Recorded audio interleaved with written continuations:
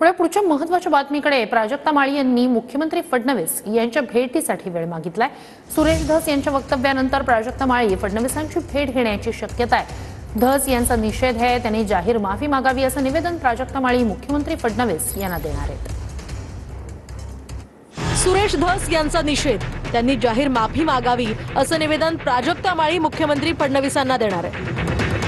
सुरेश धस यांच्यावर बोलताना प्राजक्ता माळी काल भावुक झाल्या होत्या, तर धस यांनी माफी मागणार नसल्याची भूमिका घेतली आहे। इव्हेंट मॅनेजमेंट पॉलिटिक्स पाहायचं असेल तर परळीत या।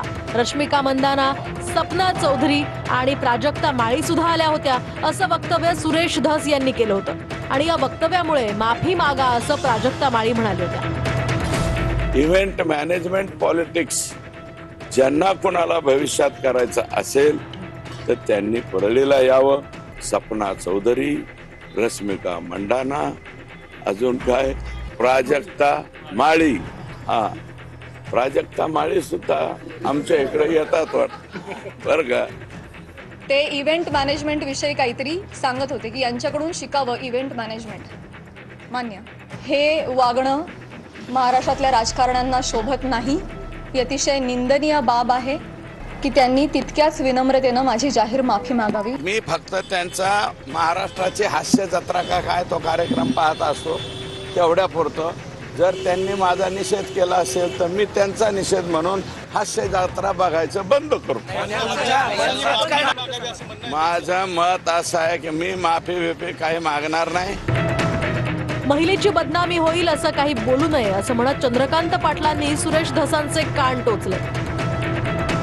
सुरेशजी, कोणाही महिलेची एका अर्थाने नाचक्की होईल, बदनामी होईल असं आपण काही बोलता कामा नये। पार्टीचे एक आमदार असूनही तुम्ही हे करतात तर याबद्दल दोन मतं आहेत, किंवा पार्टीचे तुम्ही कार्यकर्ते आहात तर पार्टीमध्ये बोला। स्त्रीच्या सन्मानाला भाजपचं सर्वोच्च प्राधान्य कायमच राहिलंय, त्यामुळे कुणालाही कुणाचंही नाव घेऊन अशा पद्धतीनं चिखलफेक करण्याचा अधिकार नाही। आपण सर्वांनी मिळून एका चांगल्या समाजाची निर्मिती करण्यासाठी कायम पुढाकार घेतला पाहिजे आणि या लढाईत प्राजक्ता एकटी नाही हा विश्वास देते। अभिनेत्री प्राजक्ता माळीची तक्रार आयोग कार्यालयाला प्राप्त झाली। त्याचा अभ्यास करून कायदेशीर बाबी तपासून आवश्यक ती कार्यवाही नियमानुसार आयोग करेल। पण महिलांसंदर्भात समाज माध्यमांसमोर बोलताना सर्वांनी भान राखलं पाहिजे, कारण संविधानानं दिलेल्या अधिकारामुळे सर्व क्षेत्रांमध्ये महिला स्वतःच्या कर्तृत्वावर काम करतात।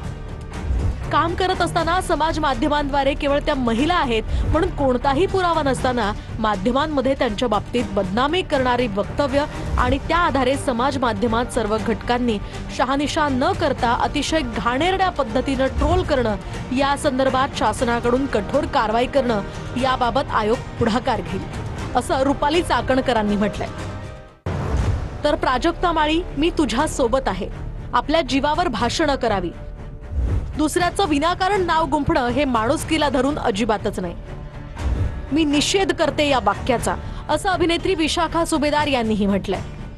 तू जे बोलली ते सगळं बरोबर होतं आणि आम्ही तुझ्या सोबत आहे सगळं कलाकार, आणि एक कलाकार आहे तर प्लीज मला एक म्हणायचं आहे की कलाकाराला कलाकाराच्या जागेवर राहू द्या। त्याला कुठल्याही नेत्यासोबतच नाही म्हणत मी, कोणाही सोबत प्लीज त्याचं नाव जोडू नका।